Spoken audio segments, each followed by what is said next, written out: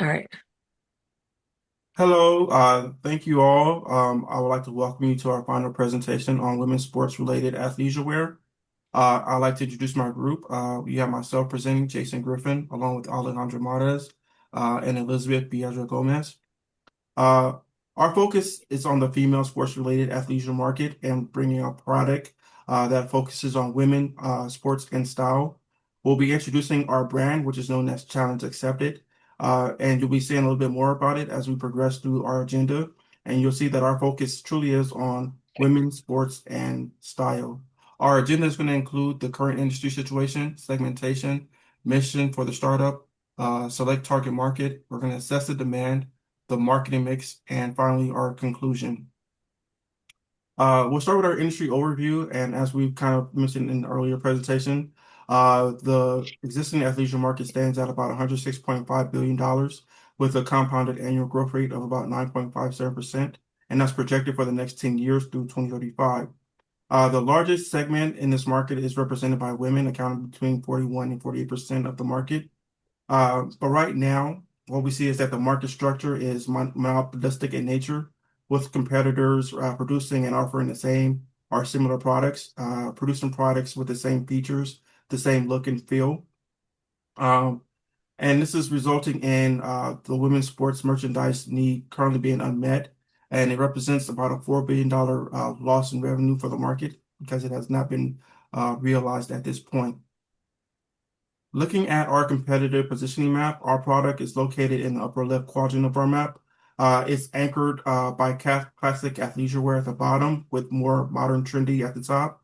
And the continuum goes from left to right with unisex designs through to feminine oriented product offerings. A little bit about our company overview. Our mission is our brand, which is challenge accepted. We are accepting the challenge to become the preeminent manufacturer of female sports attire. Our goal is to break down the status quo and build a product women feel comfortable in on game day, at the gym, at home, or out with the girls. Uh, Current offerings issues are the issues with primary offerings right now are that they're primarily built for men are their unisex in design. Products that are targeted for women tend to be overly sexualized. So it results in products that either fit too loose or they're too tight, providing little comfort. But they're typically not designed with women in mind. Target market. Our target market consists primarily of women between the ages of 18 and 35, including college students and young professionals. These consumers are socially active, community oriented, and often live in urban and suburban cities with strong sports cultures. Women in this segment wear athleisure multiple times per week because they value apparel that is both versatile and appropriate for different occasions. These consumers are motivated by both sports, identity, and personal style. They want clothing that makes them feel confident, stylish, included, and connected to sports culture. As Jason mentioned, they often struggle to find fan apparel that is comfortable, offers appropriate and stylish. Instead, they frequently turn to men's or children's apparel because current women's merchandise feels outdated, uncomfortable, and overly sexualized. Go to the next slide. Our demand and market opportunity. Demand for women-focused sports apparel continues to grow due to an increase of women's sports culture, rising female sports viewership, and the influence of social media trends. At the same time, there's a major gap in the market. For every 9 pieces of men's sports merchandise available, there's only one design for women. Additionally, consumers stated that they would purchase more women's sports merchandise if more options were available. Consumers are primarily shopping online through platforms and relying on influencer recommendations and team shops. Although this audience demonstrates moderate price sensitivity, they are willing to pay more for products that combine quality, versatility, comfort, and stylish design. This creates a strong market opportunity for a brand that can bridge the gap between sports fandom and everyday athleisure. Go to the next slide. All right, the consumer pain points and our solution. Current women's sports apparel often fails to meet the needs of modern female fans. Common complaints include overly basic or outdated designs, masculine fits, uncomfortable materials, poor functionality, and over-sexualized designs that are not suitable for everyday wear. Many consumers express frustration that they cannot find apparel that works both on game day and throughout their daily routines. Our solution is to create fan apparel that combines modern athleisure with feminine functional design.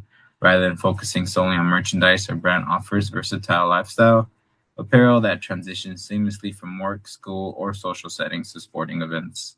Our goal is to allow women to represent their favorite team in a way that feels authentic, comfortable, stylish, and practical without sacrificing confidence or personal style.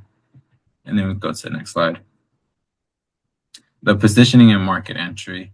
Our startup challenge accepted positions itself as a women-focused athleisure fan apparel brand that blends sports identity, modern fashion, and functional comfort into products designed for everyday life. Unlike traditional sports merchandise that is limited to game day use, our brand focuses on versatility and wearability beyond sports events. Our mission is to empower women in sports culture by creating apparel that allows them to express their fandom without relying on menswear or overly sexualized designs. Our slogan, Women, Sports, Style, No Limits, reflects this vision by encouraging women to represent their teams while maintaining their personal style and confidence. To enter the market, we will focus heavily on digital platforms such as Instagram and TikTok, influencer partnerships, and online direct to consumer sales. By combining modern athleisure trends with women's sport culture, Challenge Accepted aims to fill a growing gap in the market while building a strong community centered brand identity. Go to the next slide. Next, we'll be looking at our pricing strategy. Our initial approach will focus on affordability as we seek to introduce our brand to the market. Entry-level offerings or products are to be offered in this space to intrigue and build curiosity around our product. Our goal is brand recognition at this point. We're not overly concerned with high levels of profitability with these items in this segment. As we progress, we'll be moving to a more of a value-based pricing model where we'll be introducing customers to our actual targeted products tailored for the female form. The focus is on the quality and form-fitting products with a little bit of a cost plus pricing in this segment. Our target and profit goals in place are meant to build financial longevity and further development within the company. As we progress, we'll have a mix of value and competitive pricing, where our products will be priced in alignment with industry standards. As our product maturity starts to take place, and our brand has become a little bit more aware in the market, we should be able to price our products in a way that we can sustain and compete with our market counterparts. Price is not going to be cost prohibitive, but no longer offering discounts to entice customers. Lastly, we'll be offering a loyalty program. The focus is to further harvest and develop our customers. We'll have targeted ads and specializing pricing for our customers. We'll be offering things such as buy one, get ones, our points-based pricing offers to develop further brand loyalty for Challenge Accepted. The ultimate goal is for Challenge Accepted to fill the gap in the market and be the gold standard for the stylish athleisure fan, whereby partnering with such franchises as the NFL as a long-term goal. However, the athleisure market and that of fanwear is very competitive and can be very costly once licensing is brought into the mix. That is why our initial launch will focus on high school level. Our distribution strategy will primarily use our direct-to-consumer distribution model throughout clinic pop-ups, pre-orders on our official websites and social platforms. This strategy allows greater control over branding, customer relationships, and consumer online shopping experience. This distribution strategy aligns with the purchasing behaviors of our target market, who frequently shop online and engage heavily with social media platforms and influencers.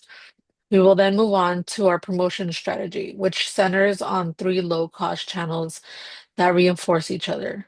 Target partnership with the Women's Football Alliance Youth Program and attending in as many clinics as possible within driving distance of Los Angeles, with selective expansions to one or two states over when practical. Then the brand will launch into micro ambassador seating programs with two to three connected to the Los Angeles Legends Youth and High School Football Network, which will provide gift apparel with minimal customization tied to team identity, player name, or number to create authentic content without high production cost. We will also provide discount codes and affiliate commissions in exchange for content creation. Next slide. Um, and then third, the brand will be used for with Instagram, TikTok, Facebook to amplify every clinic, athlete, story, and product touch points so that the brand appears premium, mission driven, and closely tied to the girls and women's football. Next slide. The 90-day implementation plan will be broken down into three phases. Day 1 through 30, build the foundation. Day 31 to 60, start outreach and activation. Day 61 to 90, create momentum. This low budget approach will start with only a few products. Use your phone for photos and videos, avoid large inventory purchases, and use free or low cost tools for form and posting and outreach. This lean approach is consistent with the community-based sports marketing where the local events, user-generated content, and prospect tracking can reduce customer acquisition costs in the early stages, but will allow us to collect crucial KPIs such as audience growth, user-generated content value, referral activities, and lead conversions that will allow us to pivot when necessary for future growth. Our success will be measured through clinic partnerships, email leads, first sales, and brand ambassadors, while also creating a strong community engagement to cement our brand recognition and loyalty. Next slide. Finally, we'll end with our conclusion. As we stated earlier, athleisure is a growing market with an expected growth rate of 9.5% every year over year. Women account for about 48% of the market share and account for 85.7 billion of the athleisure market. But what we see is that 78% of women will purchase more athleisure wear if more options were available. And currently, the ratio of men to female products are 9 to 1. As the sports culture continues to grow, we must look to capitalize on a growing unmet market in female-related sports athleisure wear. The question is not will they purchase, but can we meet the need?